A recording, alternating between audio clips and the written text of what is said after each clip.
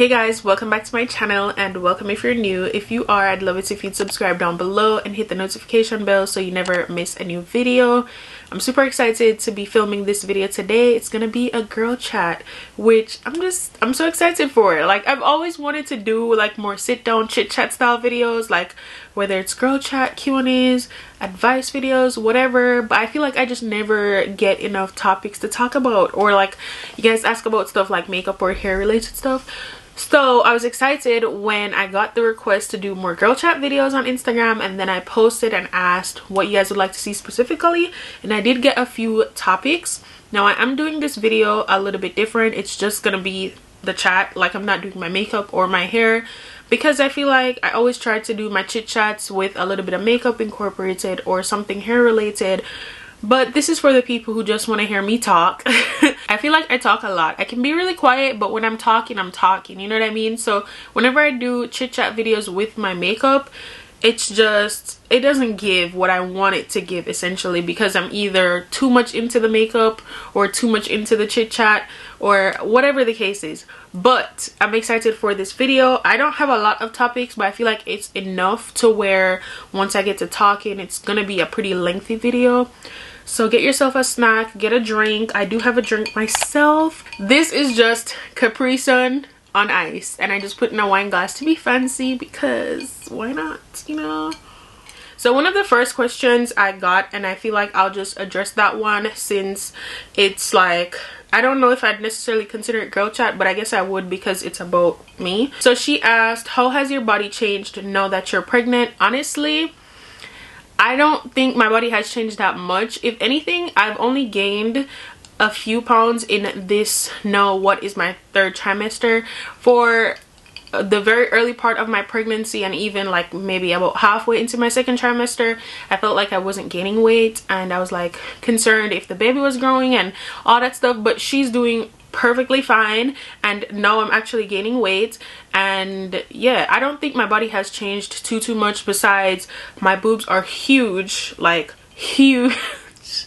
And I haven't even started breastfeeding yet, so that's one change I will say is there. And it's not like anything I feel bad about or anything like that. I do find that no, I do like to be in a bra more than I was before, because before I didn't really care for bras, and I really still don't, but I just like to have something on, even if it's like a cropped shirt or something, you know what I mean, something that gives a little bit of support to the girls. So that's one change. And then the other change would of course be, no, you have a bump, but I don't think I've dealt with any insecurities since being pregnant. I know it's not the same for everyone. Some people are not used to the additional weight gain, or, you know, getting used to the body changes, or whatever the case is. For me, the only thing that comes with the bump that is like a little bit of an adjustment is stuff like putting shoes on, putting socks on, lotioning your feet, stuff like that. And I feel like that's to be expected when you have a baby bump growing in front of you. So for the most part, obviously my partner's here, so he just does that stuff for me. But yeah, I don't really have, it's not really much of an adjustment for me, because it's like all of this I knew came with the territory, and I know that other people know that as well, but it's just not necessarily a smooth process for everyone. But that's pretty much the main changes I have. And then as far as stretch marks go, I have very little, and I've heard from people as well as my doctor that it is hereditary or genetic. That's the word I'm looking for. I've heard that it's genetic. So my doctor even said, she was like, you have very little stretch marks, you must have really good genes. And I didn't know it was genetic before hearing it from so many other people. But yeah, even if I did have quite a bit of stretch marks, I also know that that comes with it. So yeah, I don't have too many changes going on that I have to adjust to or get used to or anything like that. So I'm very thankful for that. The next question says, what are some boundaries girls shouldn't cross if they call another girl their friend? I feel like if you know that someone else has bad blood with your friend, it's not necessarily wise to sit around and kiki with that person, you know what I mean? Like, if they are talking about your friend while you're around, having conversation, and why do they feel comfortable talking about your friend while you're there and stuff like that. So that's definitely something that I feel like you know, there needs to be some sort of, yeah, no, this is not okay. It's okay to have friends who aren't necessarily best of friends. You know what I mean? Like, you might have this group of friends and that group of friends, and they're not like besties, but they're cordial. I don't think that you should have necessarily super close friends that like absolutely despise and talk down and talk bad about your other friends. But maybe that's just me. The next one for me, I would say, is definitely relationships. Now, I know people always, you know, say there's a lot of fish in the sea, and as cliche as it sounds, it's true. I feel like there are so many options out there for people. It's like, why would you want to get involved on a super intimate level with someone that your friend was once involved with on that same level? You know what I mean? I just think that's like weird vibes. Personally, I'm not necessarily gonna say, okay, I'm never gonna speak to you again, but I'm definitely gonna keep you at a distance if that's the case, because something's just not, you know what I mean? Like, it just, I feel like that should just not be the move. And I feel like if that is how you want to move, then that's kind of weird. And I'm not gonna like be like, oh, I hate her or da da da da da, but it's just like, all right, if you hail me, I'll hail you and whatever. But yeah, this is also in the same realm as that. A lot of these are going to be friendship or relationship related, because I feel like those are typically the boundaries that get crossed, or those are the lines that just for some reason aren't very obvious, like, yeah, don't cross that line, or whatever the case is. So for another one, I would say is that if you know your friend is interested in a particular person, and this goes for whether it's guy or girl, obviously, and then you know that they want to have something with that person, seriously, intimately, whatever, and then you decide to move slimy as hell and just like obstruct that. Like, you get in the way and you start making your move on that person, you decide to shoot your shot and whatever. And I also feel like if you know that that person is interested in you, it would be in your best interest to tell your friend so that they don't get too caught up in a situation where they end up getting hurt. So the next question I got says, is flirting a deal breaker? And I'm gonna say yes. Now, I know people are probably gonna be like, well, that's unrealistic because da da da da da or whatever, but I'm not changing my answer. I feel like it is a deal breaker. I feel like you can be nice and respectful, and you can be kind and cordial with people, but there are just some things you do not do and you do not say. You know what flirting is. You know when you're flirting, and 9 times out of 10, you know when somebody's flirting with you. And I feel like you just don't do certain things and don't say certain things when you have a partner, when you respect your partner. A lot of things are disrespectful, and you know, some people will be like, well, that's not a deal breaker, but I feel like disrespect is a deal breaker. Like, don't disrespect me, don't make me look like a fool, because I would never make you look like a fool, you know what I'm saying? So I'm not walking around flirting with other people, so I don't expect that from my partner, and that is a standard that I want to be upheld. So it might not be everybody's deal breaker, but I'm gonna keep it on my list. I feel like if somebody is flirting with you and you're not necessarily in a position, or whatever the case may be, that you don't feel like you want to step in and say something about it, just don't entertain it either. You know what I mean? If you have to be neutral in the situation, okay, fine, whatever, but don't entertain it, don't flirt back, don't do anything that you know your partner wouldn't want you to do, or that you wouldn't want your partner doing either. So that's my 2 cents on that. So this next one, it says trends, and I don't know if this is necessarily for like fashion trends or like trends with social media, in terms of like, you know, how everyone's on TikTok or making reels or doing the dances or whatever. But I feel like at the end of the day, do what you want to do. Even if something is a trend, you don't have to do it if it's not what you want to do or what you like to do, if you don't enjoy it, because it's just gonna make you miserable, and why would you want that? You know what I'm saying? Like, if you feel like you want to wear a certain outfit but it's not what's trendy anymore, still wear it. Or if you want to wear something and it is a trend, don't feel like you can't wear it because people are gonna say, oh, you're just following the trend. Just do what you want, do what makes you happy. So if that is the way you dress, the way you talk, the way you like to look, what you like to do, whether that's with your free time or for your career or whatever the case is. At the end of the day, it's your life and you're the one that has to live with all the choices you make. So whether you want to follow the trends or you don't want to follow the trends, it all comes down to you and what will make you happy. So if you like following trends, good for you. If you don't like following trends, good for you. I feel like either way it goes, just do what makes you happy and makes you feel the most fulfilled and content with your life and your choices. So I got a few things about self-love, and I'll just touch on that in a second, like in one go. I'll just wrap up all that stuff together. But before that, this one said dating in 2022, tips and tricks. So when I first saw this, I was like, oh, I should be like, don't do it. But no, I'm just playing. So with dating, what advice would I give? Tips and tricks. Okay, so this one is not necessarily a trick or a tip in my opinion, but I feel like the first piece of advice that I would put out there is to know yourself. Know yourself. Know what you want, know what you will accept, know what you won't accept, because in this day and age where social media is so in your face and it's, you know, everything is so accessible to us, we take in so much information and it's just a lot to absorb across all the platforms. You can get very swept up in other people's opinions if you're not, you know, on solid ground and know what you stand for, know what you will accept, know what you want. Because every day you go on these platforms, people are gonna give unsolicited advice and opinions, and they're gonna tell you what they think and what their standards are and what you should accept and what you should do.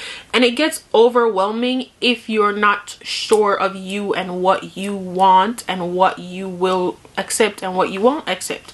Because people will tell you, okay, don't do this in your relationship, or this is the bar is on the ground, or your standards are too high, or whatever the case is. And it's so much from all different directions, and you're trying to take a little bit of everything and apply that to your own life and your own dating experiences, and I feel like that should not be the case. Alright guys, so my camera ended up dying and I put it on the charger for a little bit. I don't know how much longer it's gonna hold out, and I don't even remember where it cut me off at. But yeah, after, you know, that whole spiel about knowing yourself and knowing what you want and everything, and trying not to get swept up and absorbed by everything that you consume on social media, I would say when it comes down to dating, know what you want. Know if you're looking for something serious, or know if you're just dating just to date and have fun, because that way you won't waste your time and you won't waste anybody else's time. So that would be my 2 cents on that. And as far as, you know, how you want to meet people, whether that's in person organically or through a dating website, I know some people are strictly against it, and then some people are more open to it, especially now with the way things are going in the world. I would say, you know, just try to be a little bit flexible in how you meet people because of what's going on, essentially. Now, I'm not saying that, you know, you should let your guard down completely if you're against dating websites, but you can try it out first before you completely knock it. And if it's just not for you, then it's not for you. And also, don't feel like you need to date because it's what everyone else is doing. Like, if you're in a position where you're completely fine by yourself, or you're not interested in having a partner, you just want to focus on you and what you want to do, that is a-okay. Like, you don't have to date because it's the norm or because everyone else around you is doing it. Just do what feels right. And if you want to date, date. And if you want to date around, date around. No, with dating, a lot of people have this misconstrued idea that dating around means being intimate with a bunch of different partners. I'm not condoning that. I don't think that's what people mean when they say date around. They definitely mean that you should weigh your options. Don't just date one person and box yourself in. Definitely, like, date and get to know different people and see what you like and see what you don't like. Also, a piece of advice I would give is whenever people ask you what's your type, or what do you look for in a guy, or what are your red flags, those are questions that you don't answer, and you take note of the fact that people ask you them, just because telling somebody what you want from the perfect person or partner, or telling them everything that you're against from your partner or whatever, it can make people be kind of deceptive and make them show you what you want to see. You know what I'm saying? They're not going to give you the real, raw, true them, because they're going to put on this performance act and try to be everything you're looking for, and then it may cause problems later down the line. Now, that may not be everyone's intentions, and you know, it may not always be the case. It just depends on the people that you meet and how it goes. But I've heard that advice more and more as I've grown, and I definitely think that it's something to take note of. Now, you can also take what I'm saying with a grain of salt, but I do like that. Like, I've heard it more and more as I've grown, and I definitely think it's pretty decent advice. Like, don't tell a man what you're looking for in the perfect man, or don't tell a woman what all your red flags are in a woman, or whatever the case is, because at the end of the day, people will put on a show because they want you. You know what I'm saying? So that's some good advice that I've heard and that I would like to pass along. Now, back to the whole dating just to date or dating to have something serious. I feel like it's okay to change your mind, and that's why I say not waste people's time or your own time. So if you're dating just to date, that's perfectly okay. But if somewhere along the lines you realize that, you know what, I actually do want to get in a serious relationship, I want a lifetime partner, then it's okay to pursue that. It may not be with the person or the people that you've dated with thus far, because they may have also been people who just wanted to have fun dating. So don't be too strung up on the fact that, you know what, I'm dating this guy, we've just been dating and having fun with it, but I really want something serious. Let me try and push it and pursue it. Don't try to force somebody to want what you want. If that's what you want, but that's not what the other person wants, it's okay to part ways, and just to know that that was a good time, it was a good experience, and you learned from that, but no, you're looking for a lifelong partner. And vice versa as well. If you started out looking for someone to build a life with, but then you realize, you know what, I actually want to have a little bit more fun with dating, and I want to get to know different people and experience different things, and I don't really want to be tied down, that's okay as well. Like, there's no wrong or right to the way you choose to date. I just think that it's good to be considerate of your own feelings and of other people's feelings, and not to be like a malicious, vindictive person when it comes on to dating and, you know, getting other people involved in your own selfish agendas. Now, to go back to self-love, I got one that said talk about self-love and be more confident, and then one that also says self-love and do we automatically have it, or is it something we develop over time? And I feel like self-love is such a broad topic, but I really want to touch on the fact that, you know, if it's something that we automatically have, or do we get it over time, and then also being more confident. I feel like what I'm going to say goes hand in hand with both of those. I think that we automatically have it. That's kind of how I look at it, because if you look at where insecurities stem from or how they arise, I feel like it's always an outside factor. It's always external.